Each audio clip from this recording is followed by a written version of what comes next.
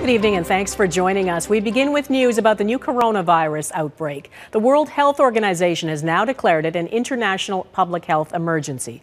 It's concerned countries with weak healthcare systems may not be able to cope.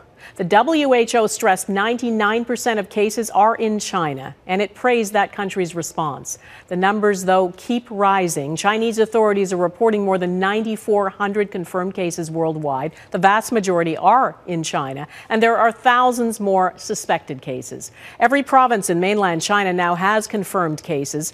On this map, the darker the red, the higher the number. Wuhan, the capital of Hubei province, where this outbreak began, has the most, over 1,000 cases.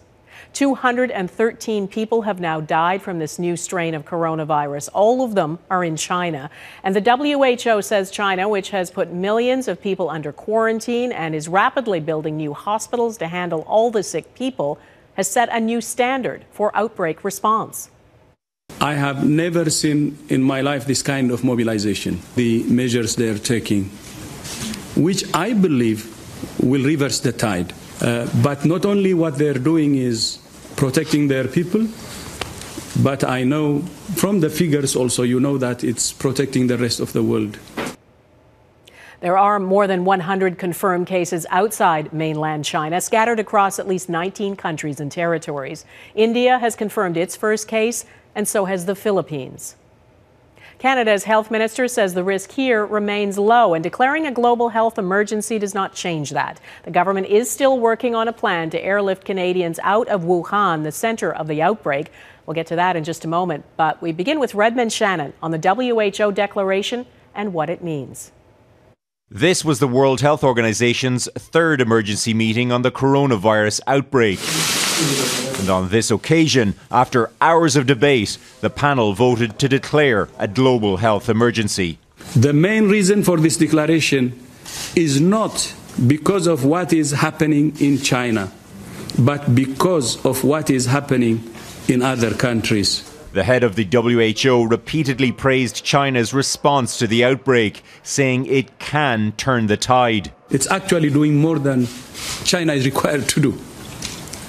This is to protect especially countries with weaker health system. Labelling this a global health emergency means more international resources for prevention and more help in finding a vaccine. But it doesn't mean restricting travel for now. WHO doesn't recommend and actually opposes any restrictions for travel and trade or other measures against China. Regardless of the decision, concern about the virus has already spread globally. Air France is among the growing list of airlines suspending all flights to and from mainland China. C'est pas une demande de l'État français. The head of the cabin crew union said staff had demanded the airline take action. 6,000 cruise ship passengers were stopped from disembarking at an Italian port after a Chinese woman on board showed symptoms of coronavirus. It was later confirmed she was not infected. Turkey is among the countries sending planes to bring citizens home. Spanish and British citizens will be held in quarantine for 2 weeks when they arrive back on Friday. Meanwhile, the Philippines and India have both declared their first cases. And in Thailand, stores are selling out of face masks. This Chinese virologist says it could take 2 to 4 weeks before the virus is under control. But at the current rate, that could mean hundreds of thousands of people could be infected by then. Redmond Shannon, Global News, London. Canada has not acted as fast as some other countries to get people out of Wuhan, where there's been a lockdown now for days. Almost 200 Canadians who are stranded want help getting home. The government has a plane in place, but beyond that, the logistics are still being worked out, as Abigail Beeman explains. Okay. We'll talk to you again shortly. As soon as I have news, I will tell you. But for Monty Gisborne in Coquitlam, BC, and his wife Daniela Liu in Wuhan, there's been no news. They finally got a call from Canadian officials, a formal phone interview they said would happen in an hour. But 12 hours later, nothing. I'm so scared and confusing because no information. Liu, along with their daughter Dominica, also in Wuhan, are permanent Canadian residents. They don't even know if they'll be allowed on the Canadian plane whenever it arrives. They keep focusing on the fact that Canadians will be on that airplane. What does that mean? I mean, to us, it's got a different, perhaps, definition than maybe most other people. That the risk to Canadians in Canada continues to be low. We have strong measures in place. But no one can say when the plane Ottawa has secured will arrive, nor what will happen in terms of screening or isolation. We are flying a non-commercial flight into a new country that is under quarantine, that has some very strict protocols about where planes can land and what the protocols might be. And so that requires negotiations with the Chinese government. Trudeau was asked multiple times about a Globe and Mail report saying the government has already helped some Canadian diplomat families get out, but he wouldn't answer, as so many other Canadians struggle to get consular help. I can assure you that our consular staff in China, in Beijing, but also right across the country, is fully engaged on this issue.